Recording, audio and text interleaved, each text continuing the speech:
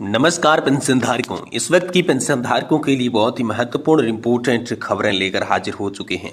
जी हां दोस्तों, आप सभी के लिए पहली बड़ी खबर की बात करें तो मिनिमम पेंशन में बढ़ोतरी के लिए ईपीएस 95 पेंशनर्स का नया दाव अब एक ही झटके में बढ़ेगी आप सभी की पेंशन। तो एम्प्लॉयज पेंशन यानी कि ईपीएस 95 को लेकर आखिरकार मिनिमम पेंशन बढ़ोतरी के लिए ईपीएस पेंशनर्स का कौन सा दाव बताया जा रहा है और एक ही झटके के अंदर आपकी पेंशन कब से और कितनी बढ़ने लगेगी, इसको लेकर दोस्तों इस वीडियो के अंदर आपको पूरी जानकारी दी जाएगी।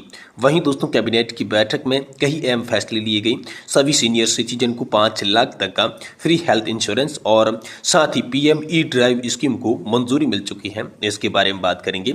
वित्तीय वर्ष 2024 में ईपीएस 95 के तहत 1000 रुपये न्यूनतम पेंशन पाने वाले पेंशनर्स की संख्या 4% की बढ़ोतरी हो चुकी है।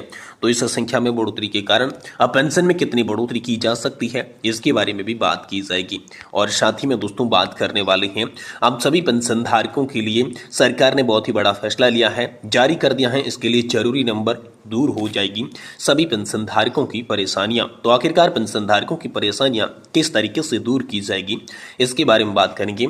और सभी बात करने वाले हैं ईपीएस के पेंशन धारकों के लिए ब्याज दरों में बढ़ोतरी को लेकर वित्त मंत्रालय की बड़ी मंजूरी सामने आई है। तो आखिरकार ब्याज दरों की मंजूरी को लेकर क्या यहाँ पर जो है मंजूरी सामने आई है, वित्त मंत्रालय ने क्या आदेश जारी किया है और इससे पेंशन धारकों और कर्मचारियों को क्या राहत मिलेगी, इसके बारे में भी आज की इस वीडियो के अंदर बात करेंगे। यानी कि दोस्तों अगर आप सरकारी कर्मचारी, केंद्रीय कर्मचारी और राज्य कर्मचारी पेंशन धारक हैं और इसी के साथ अगर आप ईपीएस 95 पेंशन धारक हैं तो दोस्तों आप सभी के लिए बहुत ही महत्वपूर्ण इंपोर्टेंट खबरें लेकर आज की इस वीडियो में हाजिर हो चुके हैं। इसलिए आप सभी से निवेदन करते हैं कि दोस्तों आज की इस वीडियो को आप लास्ट तक देखिएगा। साथ ही अगर चैनल पर नहीं है तो चैनल को भी सब्सक्राइब जरूर कर दीजिएगा। तो चलिए बिना किसी देरी के वीडियो के अंदर सभी खबरों को विस्तार से जान लेते हैं। दोस्तों पहली खबर की बात करें तो मिनिमम पेंशन में बढ़ोतरी को लेकर ईपीएस पेंशनर्स का दाव बताया जा रहा है। अब एक ही झटके में बढ़ेगी पेंशन। एम्प्लॉयज पेंशन स्कीम 1995 कर्मचारी संगठन नेशनल एजुकेशन कमेटी के द्वारा कर्मचारी पेंशन योजना में पेंशन बढ़ाने की मांग लंबे समय से की जा रही है। अगर आप भी पेंशन का लाभ लेते हैं तो आज हम आपको अहम खबर बताने जा रही है। मीडिया रिपोर्ट्स के मुताबिक सरकार की तरफ से पेंशन राशि बढ़ाने की बात चल रही है। हाल फिलहाल में ईपीएस 95 पेंशन को न्यूनतम पेंशन की राशि बढ़ाने के लिए हड़ताल पर जाने का भी पेंशनर्स ने फैसला कर दिया है। आपको बता दें कि ईपीएफओ की कर्मचारी पेंशन योजना के दायरे में आने वाले पेंशन भोगियों की न्यूनतम पेंशन 7,500 रुपए प्रति माह करने समेत अन्य मांगों को लेकर पेंशन भोगी राष्ट्रीय राजधानी में भूख हड़ताल पर बैठेंगे। ईपीएस 95 के तहत फिलहाल पेंशन भोगियों के लिए 1000 रुपए न्यूनतम मासिक पेंशन तय की गई है। ये व्यवस्था सितंबर 2014 से लागू की गई थी। कर्मचारी पेंशन योजना के लिए राष्ट्रीय संघर्ष समिति ने दोस्तों बुधवार को एक बयान में कहा कि हम अपनी मांगों के समर्थन में जंतर मंतर पर भूख हड़ताल करेंगे। बयान के अनुसार ईपीएस 95 राष्ट्रीय संघर्ष समिति औद्योगिक, सार्वजनिक, सहकारी, निजी क्षेत्र की सेवानिवृत्त कर्मचारियों का प्रतिनिधित्व करती है जिन्होंने ईपीएस पेंशनर्स के रूप में जाना जाता है। उन्होंने राष्ट्र के विकास के लिए अपनी सेवा समर्पित की थी, लेकिन बहुत ही कम पेंशन की राशि के कारण विकट स्थिति का सामना कर रही है। एनएलसी के अध्यक्ष कमांडर अशोक राउत ने कहा कि बहुत ही कम पेंशन के कारण ये ईपीएस पेंशनर्स के परिवार में संकट में जी रहे हैं, अपने परिवार और समाज के लिए अपना सम्मान खोते जा रहे हैं। बयान के अनुसार इसलिए संगठन के राष्ट्रीय अध्यक्ष कमांडर अशोक राउत, केंद्रीय कार्यकारिणी समिति के सदस्यों ने जंतर मंतर पर भूख हड़ताल करने की कोशिश की है। आगे समर्थन जुटाने के लिए देश भर के कर्मचारी पेंशन योजना के अंतर्गत पेंशनर्स भी उसी दिन प्रमुख स्थानों पर भूख हड़ताल करेंगे। वर्तमान में ईपीएस 95 पेंशन योजना के तहत आने वाले लोगों के लिए पेंशन बढ़ाकर 7,500 रुपए प्रति माह करने की मांग की जा रही है।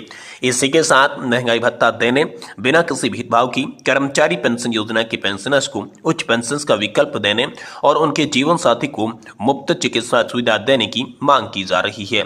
ईपीएस 95 राष्ट्रीय संघर्ष समिति ने बताया कि जीवन भर पेंशन फंड में पैसा जमा करने के बाद आज पेंशनर्स को औसतन 1171 रुपए की पेंशन मिल रही है। ये पर्याप्त नहीं है, लेकिन अगर उन्हें 7,500 रुपए और महंगाई भत्ता मिले तो सम्मान के साथ जीवन यापन कर पाएंगे। पेंशनर्स महंगाई भत्ते के साथ मूल पेंशन 7,500 रुपए प्रति माह करने, पेंशनर्स के जीवन साथी को मुफ्त सुविधाएं देने और कर्मचारी पेंशन योजना के तहत कवर नहीं होने वाली सेवानिवृत्त कर्मचारियों को 7,500 रुपए बेसिक पेंशन देने की मांग कर रही है। वहीं दोस्तों अगली बड़ी खबर की बात करें तो कैबिनेट की बैठक से अब सभी के लिए अहम फैसले आ रहे हैं। सभी सीनियर सिटीजन को 5 लाख रुपए तक का फ्री हेल्थ इंश्योरेंस दिया जाएगा। इसको लेकर कैबिनेट बैठक के अंदर अब सभी के लिए बड़ा फैसला हुआ। साथ ही पीएम ई ड्राइव स्कीम को भी कैबिनेट बैठक के अंदर बड़ी मंजूरी मिल चुकी है। और वहीं बात करें तो ईपीएस 95 के तहत 1000 रुपए की न्यूनतम पेंशन पाने वाली पेंशनर्स की संख्या की अंदर बढ़ोतरी हुई है। वित्तीय वर्ष 2024 के अंदर 4% की यहाँ पर जो है बढ़ोतरी उन संख्या के अंदर देखने को मिली है। भारतीय श्रम मंत्रालय की रिपोर्ट के अनुसार न्यूनतम पेंशन प्राप्त करने वाली ईपीएस लाभार्थियों की संख्या बढ़ रही है, जिससे सरकार सहायता की आवश्यकता है और न्यूनतम पेंशन की राशि में संशोधन की मांग भी बढ़ गई है। यहाँ पर भारत में कर्मचारी पेंशन योजना के तहत न्यूनतम मासिक पेंशन प्राप्त करने वाली यहाँ पर जो पेंशन धारक है वो लगातार बढ़ती जा रही हैं। सरकार को अधिक आर्थिक सहायता प्रदान के लिए आवश्यक यहाँ पर कदम बढ़ाने चाहिए। श्रम मंत्रालय की नवीनतम वार्षिक रिपोर्ट के अनुसार ईपीएस 95 के तहत पेंशन प्राप्त करने वालों की संख्या वित्तीय वर्ष 2023 में 2.5 मिलियन से बढ़कर वित्तीय वर्ष 2024 में 2.13 मिलियन हो गई है। यानी पेंशनर्स की संख्या में 4% की बढ़ोतरी देखने को मिली। इस वृद्धि का मुख्य कारण उन श्रमिकों की बढ़ती संख्या है जो अपने वेतन के अनुपात में योगदान कर पाने में असमर्थ हैं। प्रबंधक विकास संस्थान के सहायक प्रोफेसर के आर श्याम सुंदर का कहना है कि ईपीएस एक अंशदायी योजना है जहां योगदान की मात्रा पेंशन की राशि को निर्धारित करती है।